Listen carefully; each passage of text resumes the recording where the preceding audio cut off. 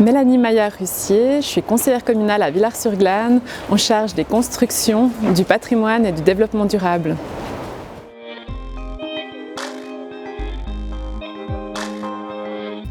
Alors cet été, la commune de Villars-sur-Glâne a été impactée par les changements climatiques, en particulier par une pollution de son réseau d'eau. Nous avons aussi connu un grave glissement de terrain et avons dû retirer le droit d'habiter à une famille. Et malgré les abondantes précipitations, nous constatons que nos forêts souffrent de plus en plus de sécheresse, depuis une vingtaine d'années déjà.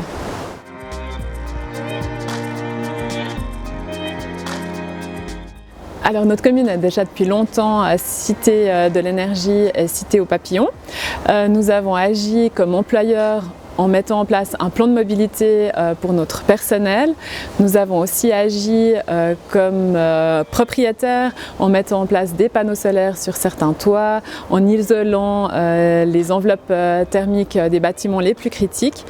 Nous avons aussi changé progressivement notre éclairage en installant du LED, ce qui nous a permis de faire des économies d'énergie. Au niveau de la gestion de l'espace public, nous procédons à des fauches tardives. Nous avons supprimé les produits phytosanitaires. Pour l'entretien de nos bâtiments, nous utilisons aussi exclusivement des produits respectueux de l'environnement.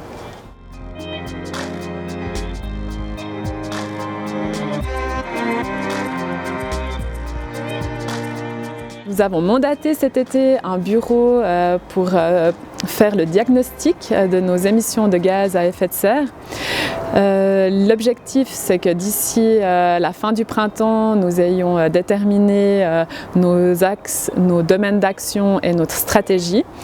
Et l'objectif final, c'est de faire approuver les mesures que nous aurons élaborées d'ici la fin de l'année 2022 pour que nous puissions mettre en œuvre les mesures que nous avons décidées et que nous voulons coordonner d'ici début 2023.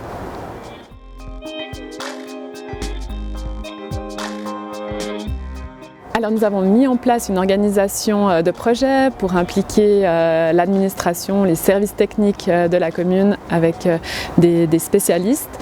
Nous avons également associé la commission des services techniques de Villars-sur-Glâne qui est composée de conseillers généraux et de conseillères et conseillers communaux.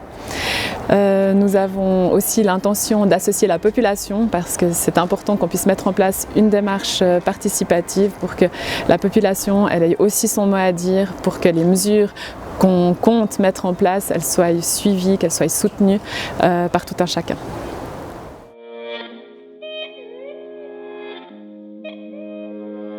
« 2030, c'est demain, donc une des principales difficultés, c'est de travailler dans cette urgence.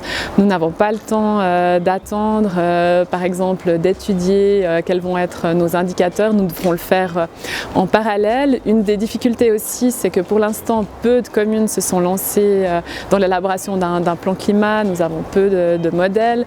La ville de Fribourg a commencé une telle démarche. Alors effectivement, nous avons besoin du soutien du canton, de notre collaboration avec la ville de Fribourg. On espère que d'autres communes suivront le pas pour qu'on puisse collaborer. Nous n'avons pas le temps de réinventer la roue, on n'a pas le temps non plus de créer une usine à gaz. On sait quels sont les principaux leviers sur lesquels nous devons travailler, c'est la mobilité et l'efficacité énergétique des bâtiments.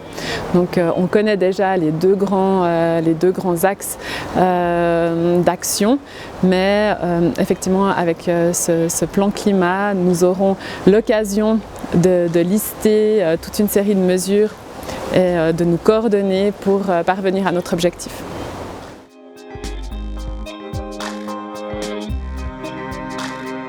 D'utiliser l'existant, les études qui ont déjà été faites, de s'appuyer sur tout ce qui se fait autour de nous, que ce soit au niveau cantonal, au niveau communal, au niveau fédéral. Il y a des outils qui existent et on se réjouit aussi de pouvoir nous appuyer davantage sur le canton qui pourrait coordonner les différentes actions, parce qu'effectivement le climat il ne s'arrête pas aux frontières des communes. On est toutes et tous touchés d'une manière ou d'une autre par les changements climatiques et on a probablement tout à gagner de nous inspirer les unes les autres par rapport aux solutions et aux mesures qu'on pourrait mettre en place.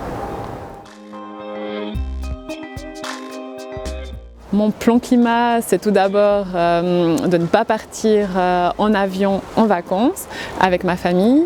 Je me déplace aussi en vélo électrique pour me rendre à mon travail ou pour aller à l'administration communale. J'ai aussi acheté il y a quelques années une maison avec mon mari. Nous avons immédiatement remplacé le chauffage électrique par une pompe RO.